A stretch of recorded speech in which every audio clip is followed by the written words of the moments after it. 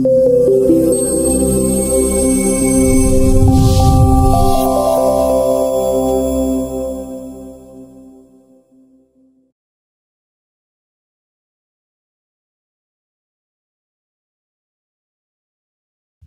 kita rangkapkan kedua tangan di depan dada untuk memberikan penghormatan kepada Buddha, Dhamma dan Sangha. Namo tassa bhagavato arahato samma sambuddhassa. Namo tassa bhagavato arahato samma sambuddhassa. Namo tassa bhagavato arahato samma sambuddhassa. Buddhang dhammang sanghang namasami. Pemimpin puja, pembawa acara, ibu bapak sekalian, selamat pagi, namo buddhaya. Semoga semuanya dalam keadaan yang baik, sehat, sehingga bisa menerima manfaat dari apa yang akan disampaikan.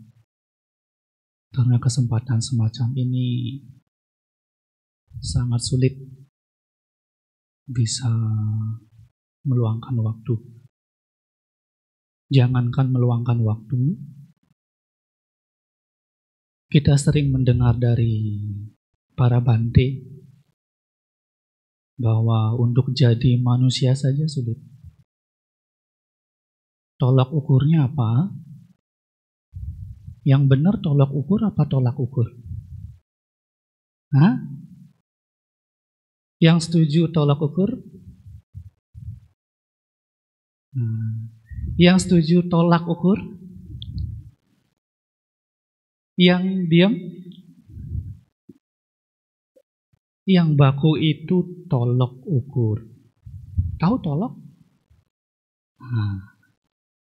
Jadi tolak itu anyaman bambu yang membentuk seperti gentong. Yang zaman dulu digunakan oleh orang-orang untuk membawa benda-benda. Entah itu beras, entah itu macam-macam. Sehingga orang zaman dulu ngomongnya berapa tolok? Oh, 2 tolok berarti 2 gentong anyaman bambu. Jadi dari tolok itu yang biasa digunakan untuk mengukur disebut tolok ukur. Dan tolok itu agar bisa diangkat perlu cincin kecil untuk mengkaitkan talinya. Cincin kecil bundar itu. Nah, cincin kecil ini diumpamakan oleh Sang Buddha.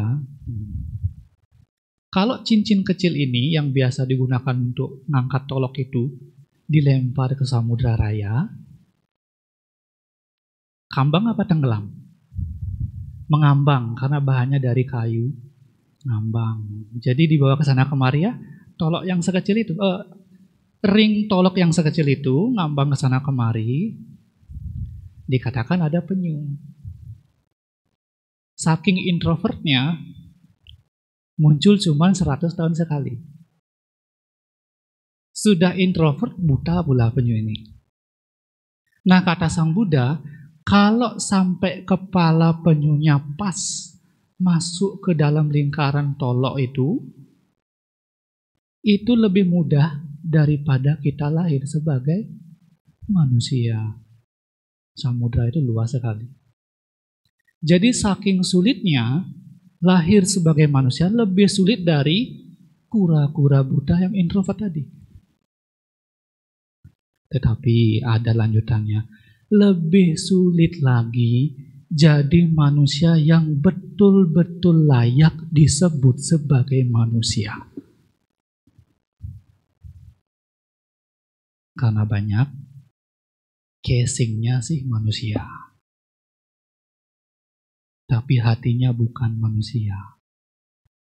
Seperti judul ceramah hari ini, tubuh yang tertukar.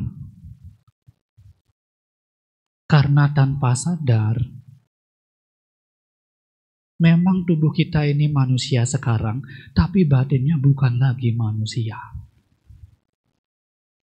Tahu enggak apa arti manusia? Manusia itu bukan bahasa Indonesia. Bahasa serapan dari bahasa Sanskerta ataupun Pali. Dari kata mana dan usa. Mana artinya pikiran. Diserap menjadi bahasa Latin menjadi mens. Pernah mendengar mens sana in corpore sano? Betul berarti. Itu slogan orang tua itu. Atau dalam istilah hukum mens rea, niat buruk atau pikiran buruk. Mana artinya pikiran, usa artinya yang luhur, yang tinggi. Sehingga manusia adalah makhluk yang memiliki batin yang luhur, pikiran yang luhur. Makanya kalau kita buka di Wimanawatu Atakhatha, salah satu kitab Buddhis, di sana disampaikan perumpamaan. Ada 4 jenis orang yang ada di dunia ini. Yang pertama disebut sebagai manusa nirayika. Apa maksudnya, Komang? Manusa nirayika artinya casingnya manusia, batinnya penghuni neraka. Masih hidup sebagai manusia, tapi nanti begitu casingnya tidak ada lagi, mengarah kemana? Neraka. Jenis yang pertama. Tertukar tubuhnya. Yang kedua adalah manusa peta. Casingnya manusia, tubuhnya manusia, tapi batinnya setan. Banyak orang ngomong manusia setan. Nah, itu begitu. Itu yang kedua. Lalu yang ketiga, manusa tiracana. Casingnya manusia, tapi batinnya binatang. Dan yang keempat, para mata manusia. Manusia yang sesungguhnya. Kita akan bahas 4 hal ini hari ini, tidak banyak-banyak. Pernah enggak ibu bapak kalau buka sosmed begitu? Lihat berita, ada korupsi sekian triliun. Kemudian dihukum berapa tahun? 6 tahun ya. Terus saya lihat di kolom komentarnya, ini saya buka di YouTube, lihat kolom komentarnya. Enak, saya juga mau. Korupsi sekian triliun dihukum 6 tahun. Hati-hati. Kalau sampai punya pemikiran itu, menurut kitab ulasan tadi, tubuhnya sudah ketukar dengan setan. Nanti akan jelas lewat cerita-cerita yang disampaikan oleh Sang Buddha. Atau ketika kita lihat YouTube lagi, ada orang tersakiti begitu. Anjingnya dibunuh. Orang ini sangat sayang dengan anjingnya. Ketika dibunuh anjingnya bagaimana? Dendam. Dan semua orang yang membunuh anjingnya dibunuh balik. Ketika lihat di komentarnya, rasakan itu. Kamu pantas mendapatkannya. Kalau sampai mempunyai pikiran seperti itu, hati-hati. Tubuhnya sudah ketuker dengan penghuni neraka. Atau di masyarakat, saya pernah dengar begini dulu, ada orang ngomong. Lihat anjing lagi geletakan, jam 8 pagi, lagi berjemur. Teman saya ngomong gini, jangan nggak tidak dikulo.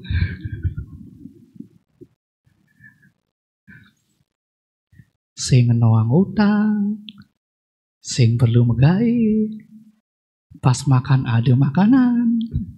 Sud makan pulas. Tepuk nih betita ngai panak. Bahasa Indonesianya enak ya jadi anjing. Ketika makan ada makanan, nggak harus kerja, tidur aja. Ketika ada yang betina tinggal beranak pinak. Kalau sampai punya pemikiran ini, hati-hati, tubuhnya sudah mulai ketukar. Ketukar dengan jadi hati-hati. Dan Sang Buddha memberikan banyak sekali cerita-cerita sehingga kita harus betul-betul berhati-hati dengan pikiran kita. Sehingga kita betul-betul layak disebut sebagai manusia. Para mata manusia, manusia yang sesungguhnya. Di dalam Jataka, Ibu Bapak, nama Jatakanya saya tulis biar tidak lupa. Saya nyontek bentar ya. Jadi nama Jatakannya Awariya Jataka. Jadi pada waktu itu Ibu Bapak, kendaraan tidak seperti sekarang. Sehingga untuk pindah dari satu tempat ke tempat lain itu, kalau tidak pakai kereta, ya pakai perahu. Waktu itu ada muridnya Sang Buddha. Sudah cukup sore. Mau nyebrang ketemu Sang Buddha. Tapi karena sore, yang masih berada di sungai itu ada satu perahu. Dengan, apa namanya kalau perahu? Kalau kapal besar kan nahkoda. Kalau perahu apa namanya? Pendayung lah ya. Nah, yang punya perahu itulah. Bantainya ke sana. Minta tolong antarkan saya ke seberang. Yang punya perahu kesel, ya samalah kalau kita kerja gitu, mau closing ada tamu lagi kan. Agak jengkel juga ya, udah mau pulang kok tiba-tiba ada customer lagi, agak jengkel. Sama. Yang punya perahu ini juga jengkel. Baru mau pulang, bantainya datang. Sehingga mau enggak mau bagaimana? Diantarkan sih. Tapi dengan cara apa? Sambil ngedumel, sambil penuh kebencian. Sambil ngedumel, ngedayung, bantai ini baru datang, udah mau malam juga. Sambil ngomel, airnya kecipratan ke jubah bantainya. Kecipratannya banyak pula. Sampai seberang, udah dengan muka merengut yang dayung tuh. Bantai sudah sana, saya mau balik lagi, langsung dayung lagi. Karena jubahnya basah, niat hati bertemu Sang Buddha diurungkan sampai besok. Besoknya, ketika ketemu dengan Sang Buddha, Bante ini ditanya, kapan nyampe sini? Kemarin malam, Bante. Loh, kok baru datang? Nggak, kemarin datang. Ya, kemarin pas nyebrang jubah saya basah.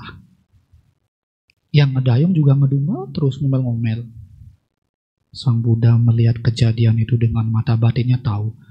Oh, tidak cuman kali ini dia suka ngedumel seperti itu. Bagaimana maksudnya Bante? Diceritakan pada waktu itu. Ketika Bodhisatta lahir, dia sama kejadiannya. Ada seorang pertapa, Bodhisatta jadi pertapa, tapi bukan biku. Jadi pertapa pengelana waktu itu. Ketika itu dia berkelana, tidak bawa apa-apa, hanya membawa pesan dhamma saja, meskipun tidak sampai mencapai kesucian pesan dhammanya. Bertemu dengan seorang raja. Bertemu dengan raja terkesima. Dia minta nasihat itu si raja kepada petapa ini. Diberikanlah nasihat. Nasihatnya simpel sekali. Baginda Raja ini keputusannya berpengaruh pada banyak orang. Dan sebaiknya ketika mimpin suatu negara jangan sampai melibatkan kebencian. Itu saja pesan dari saya untuk Baginda Raja. Mendengar ini Baginda Raja senang. Disokong sampai dia tinggal di sana selama 12 tahun. Lama. Patuh nih, ceritanya bridging nih mekelugati. Jadi selama 12 tahun petapa itu tinggal di sana berpikir, kalau saya lama tinggal di sini nanti saya melekat. Sudah waktunya untuk pindah. Dan untuk bisa pindah harus lewat sungai. Yang tersisa waktu itu hanya satu perahu. Situasinya mirip, sudah mau malam. Makanya mau tidak mau ketemu dengan tukang perahu yang ngomel-ngomel tadi itu di kehidupan itu. Terus tukang perahu ini nanya, sudah sore, petapa ini baru datang. Saya mau pulang juga. Petapa macam ini mana punya uang? Ditanya, kalau kamu mau nyebrang, kamu bisa kasih apa ke saya? Petapanya jawab, saya akan kasih tips agar kamu sejahtera dan bahagia. Gampangnya ngomong, saya kasih tahu tip biar kamu cepat kaya dan bisa happy-happy. Ya udahlah, naik. Karena kebiasaan tukang perahu ini nggak deal harga di awal. Ke setiap pengunjung pasti gitu. Kenapa? Biar bisa, kalau udah nyampe, matok harga yang tinggi tujuannya. Tapi karena sifatnya itu, dia sering berantem dengan customernya. Sama juga ketika petapa ini datang, dipikir dikasih uang betulan. Padahal yang dia punya apa? Cuma nasihat tok. Di tengah perjalanan, kamu beneran mau ngasih sesuatu? Kata tukang dayung. Iya, saya kasih yang pertama agar kamu sejahtera sebagai tukang dayung. Apa itu? Kamu harus tentukan harga di awal, baru nyebrang. Kenapa? Karena kalau sudah nyebrang, hati orang bisa berubah. Persepsi orang bisa berubah. Kalau deal di awal, akan enak. Oh. Sudah sampai di seberang, langsung petapa ini ngomong, agar kamu sejahtera, kamu jangan pernah marah. Udah nyampe, mau keluar, tunggu dulu, mana bayarannya? Petapanya ngomong, kan sudah dibayar. Pakai apa? Pakai tips tadi. Kalau raja dikasih tips, senang. Kalau tukang dayung dikasih tips, enggak senang. Akhirnya apa yang terjadi? Petapa itu dipukulin sampai jatuh ke tanah. Saking marahnya. Istrinya datang tahu ini petapa didukung oleh raja. Ngomong, jangan jangan dipukul, itu petapa kerajaan. Lalu apa yang dilakukan oleh tukang dayung ini? Marah sama istrinya. Kamu ada apa dengan petapa gundul ini?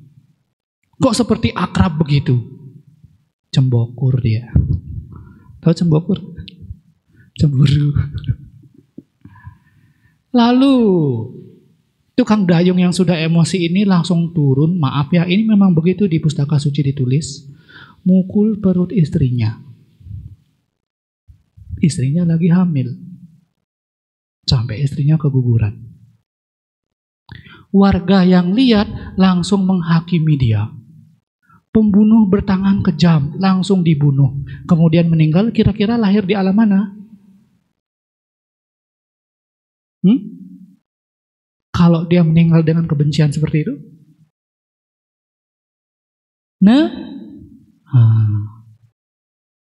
Sebetulnya tidak perlu nunggu ketika meninggal.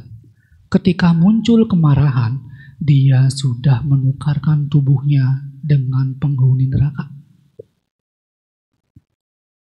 Jadi hati-hati dengan batin kita. Jangan sampai karena salah komunikasi, tubuh kita tertukar dengan penghuni neraka. Karena masalah yang paling sering membuat marah adalah masalah komunikasi. Itu kata Sang Buddha di dalam Jataka. Ada lagi kisah lainnya. Ini banyak tak kasih kisah nih. Ada yang namanya Cula Dhammapala Jataka. Waktu itu Bodhisatta lahir sebagai anak dari seorang raja.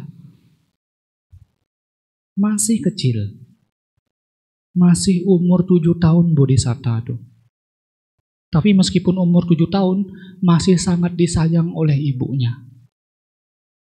Dikasih minyak, mungkin kalau zaman sekarang minyak telon kali ya.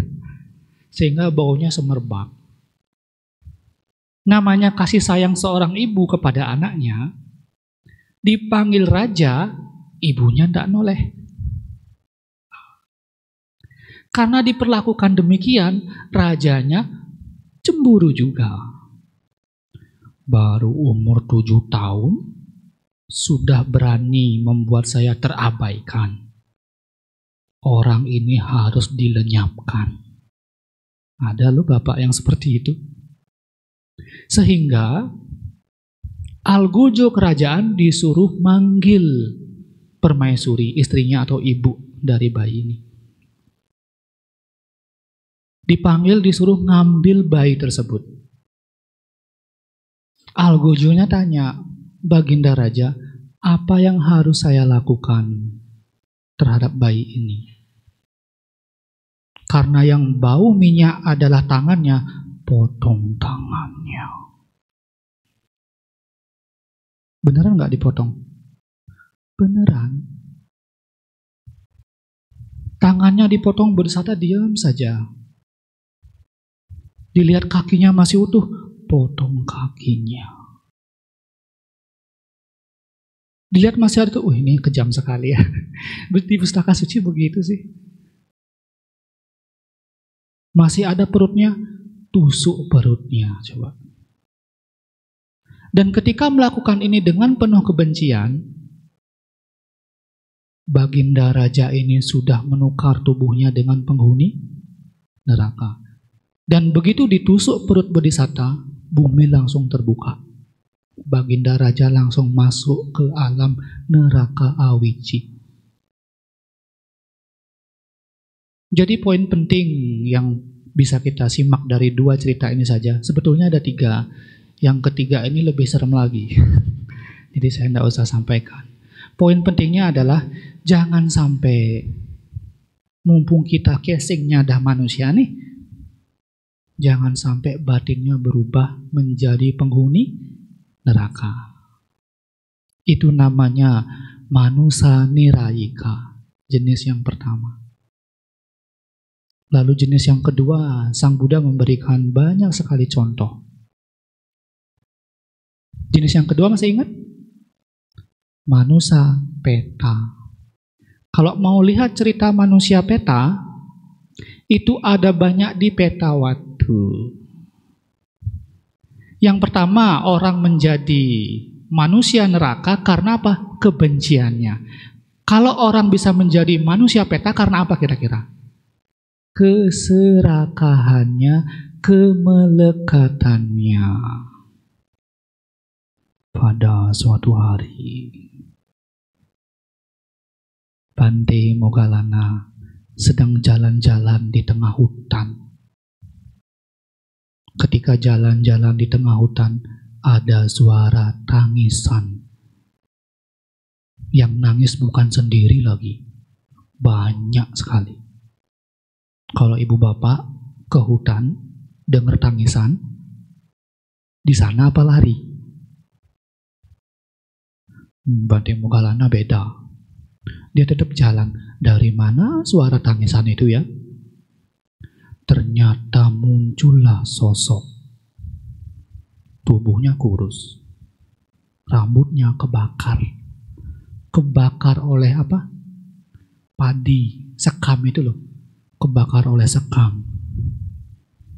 Tapi kok ada tangisan yang lain? Dilihat lagi di hutan sebelahnya. Ada makhluk. Dia membawa palu, palanya dipukul-pukul sendiri cara nak buduh. Ternyata yang nangis bukan cuma 2 makhluk. Ada makhluk lain lagi yang nangis. Tubuhnya kurus. Dia makan, kotoran. Dan tidak hanya 3, ternyata yang nangis ada 4.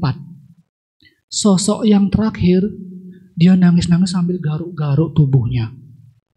Tubuhnya yang digaruk itu mengelupas, dimakan. Garuk, kupas, dimakan. Bante Moggallana penasaran. Karena penasaran, diajak wawancaralah mereka. Dan semua ini terangkum dalam buku Wawancara Hantu. Promosi Bede.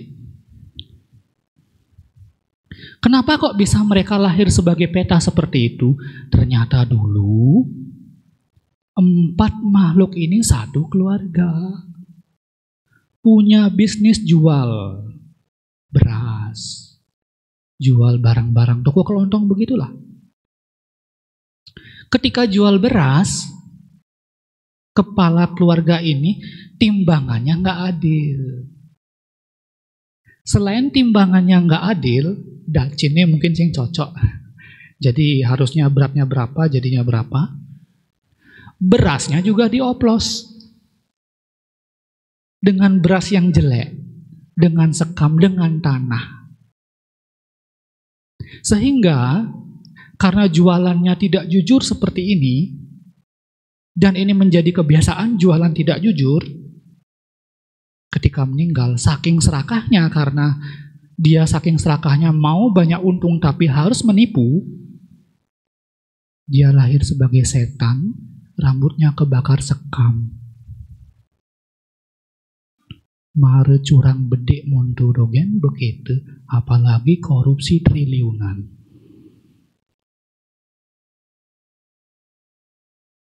Tahu nggak kenapa kok korupsi triliunan itu berbahaya? Berapa banyak rakyat yang menderita yang nggak dapat haknya? Yang harusnya nggak mikir kesehatan, yang harusnya bisa gratis berobat, yang harusnya bisa gratis sekolah, yang harusnya harga bahan-bahan itu tidak mahal, tapi gara-gara ada segelintir orang mencuri uang rakyat, banyak yang menderita. Masih mau tidak punya pikiran, saya juga mau korupsi triliunan, ditahan 6 tahun. Secara duniawi 6 tahun. Tapi secara dhamma tidak bisa terhitung. Lalu yang memukul kepalanya sendiri bagaimana?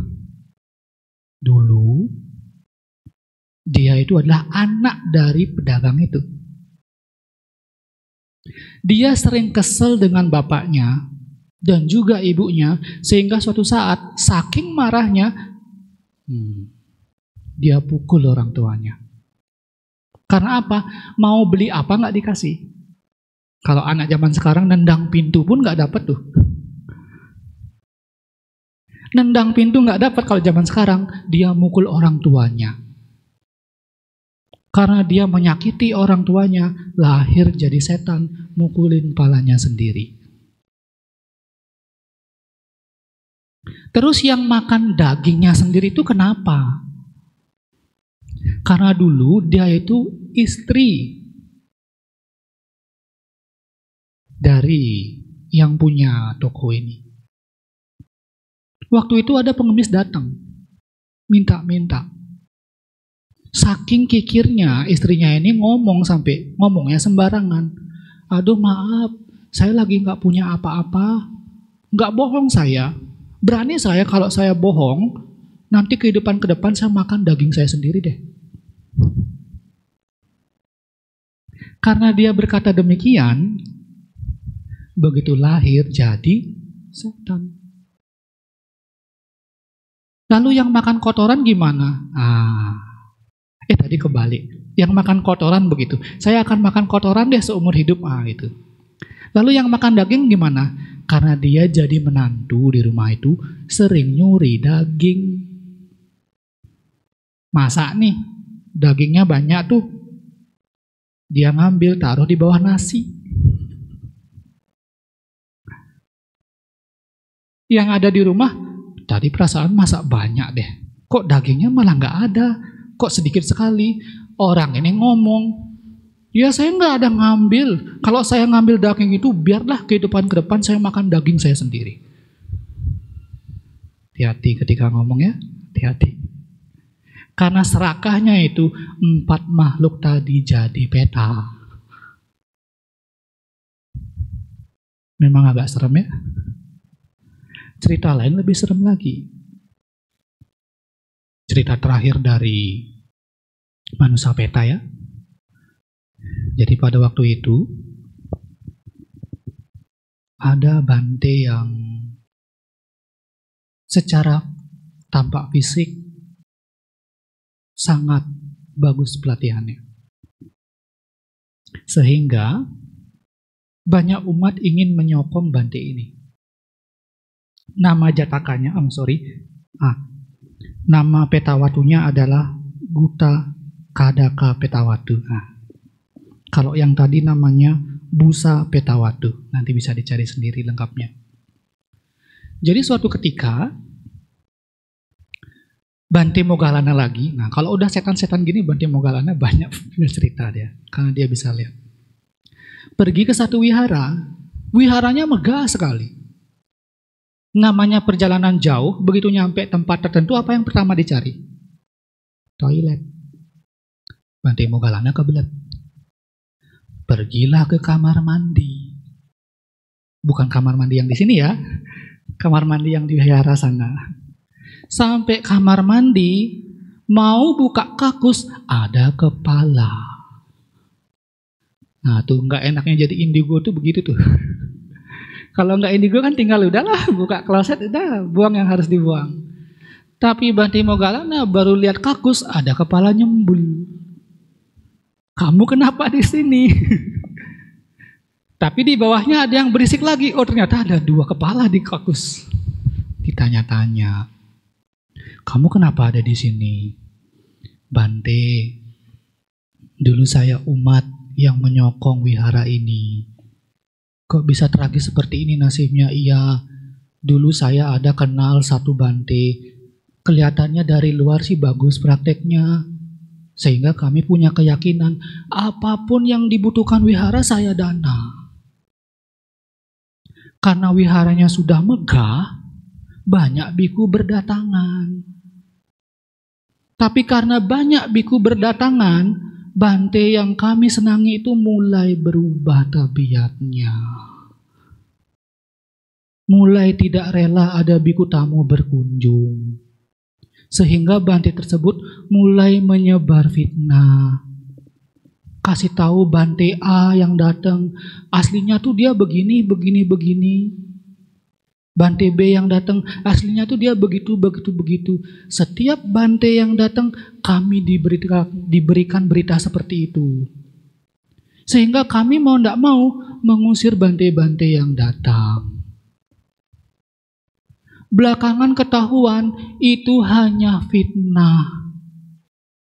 Belakangan ketahuan itu hanya omong-omong kosong agar tidak ada Bante yang datang ke wihara ini.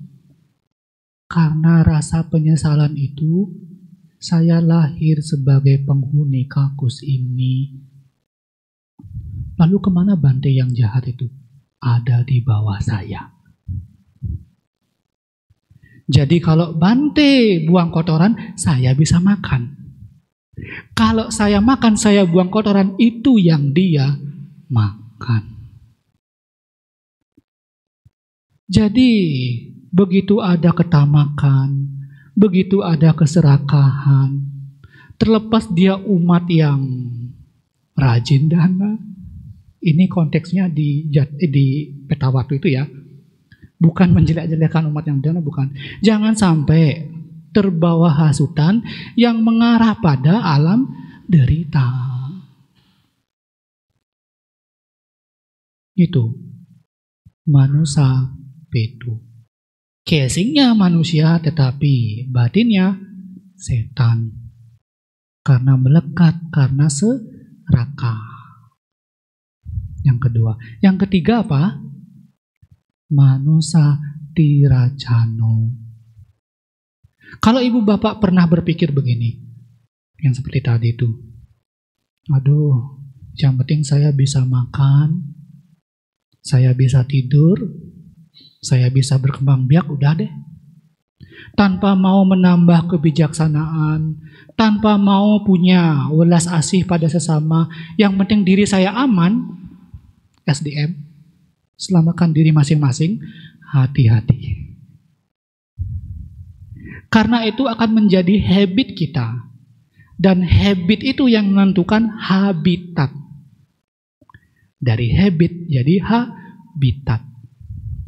Jadi kalau ada rasa malas untuk mendengarkan dhamma, kalau ada rasa malas untuk mendengarkan uraian-uraian, kalau ada rasa malas untuk belajar, hati-hati.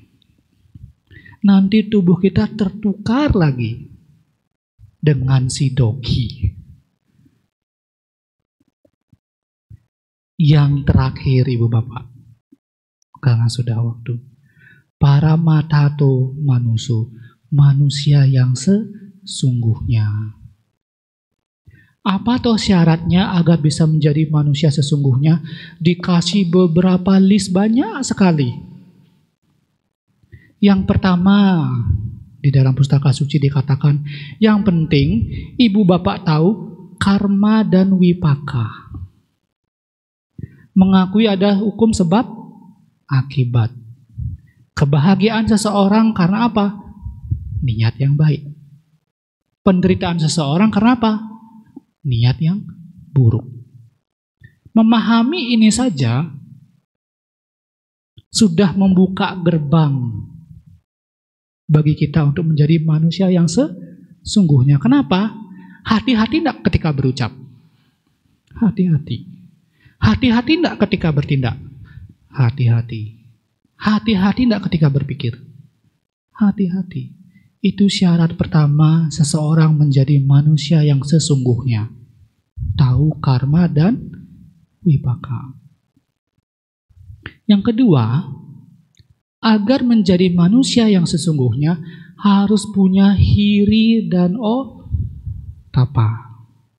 Apa itu hiri? Malu berbuat jahat. Apa itu otapa? Takut akan akibatnya. Kalau punya hiri dan otapa, kira-kira mau enggak melanggar sila? Kalau punya hiri dan otapa, punya rasa malu, mau enggak korupsi? Kira-kira kalau punya rasa takut akan akibat perbuatan buruk, mau enggak membunuh makhluk? Nah, punya hiri dan otapa adalah kunci untuk menjadi manusia yang sesungguhnya. Dan yang ketiga, tahu baik, tahu buruk. Tahu kusala, tahu aku salah. Berdana, kusala apa aku salah? Kusala. Kikir, kusala apa aku salah? Aku salah. Marah-marah, kusala apa aku salah? Aku salah. Cinta kasih, nak berdua-dua kau nyang ini. Mabuk-mabuk, kusala apa aku salah? Meditasi, kusala apa aku salah? Prakteknya masing-masing. Jadi ketika tahu kusala dan aku salah, sudah ada kunci untuk menjadi manusia yang sesungguhnya. Dan yang paling penting, segala sesuatu yang berkondisi kekal apa tidak kekal? Tidak kekal. Anicca. Sesuatu yang tidak kekal itu bisa bertahan lama atau tidak bisa bertahan lama? Dukkha. Sesuatu yang tidak kekal itu, yang tidak bisa bertahan itu, bisa tidak digenggam? Bisa nggak dianggap sebagai milik? Namanya anatta. Kalau sudah mengembangkan hal-hal ini, secara alami tubuh kita tidak tertukar lagi. Bahkan kalau memahami yang terakhir ini saja, secara pandangan, secara persepsi, dan secara pikiran, pintu gerbang alam-alam rendah itu ditutup. Passwordnya dilupakan. Sehingga tidak akan bisa lagi jatuh ke sana. Itu yang menjadi tujuan kita sebagai umat Buddha. Setidaknya dalam hidup ini kita tidak menukar tubuh kita dengan makhluk-makhluk alam rendah. Dan saya tidak perlu mencari contoh yang seperti apa yang disebut sebagai manusia yang sesungguhnya. Karena tadi sudah Ibu Bapak jawab sendiri. Masih ingat? Yang pertama tahu kama dan wipaka. Ibu Bapak tahu enggak? Meyakini enggak? Di mulut ya. Yang kedua tahu hiri dan otapa. Tahu malu enggak? Takut enggak dengan keburukan? Yang ketiga apa? Ya, sifat dunia tadi. Anicca, dukkha, dan anatta. Tahu enggak? Meyakini enggak? Berarti Ibu Bapak jadi yang mana di antara empat tadi? Jadi manusia niraika? Enggak. Jadi manusia peta? Dikit-dikit. Jadi manusia tiracana? Jadi paramata manusia? Satu ya. Anumodana atas perhatian yang diberikan. Mudah-mudahan kita semua semakin maju di dalam Dhamma hingga akhirnya bisa mengakhiri derita secara tuntas tanpa perlu menderita lagi. Sabe sata bawantu sukitata, semoga semua makhluk berbahagia.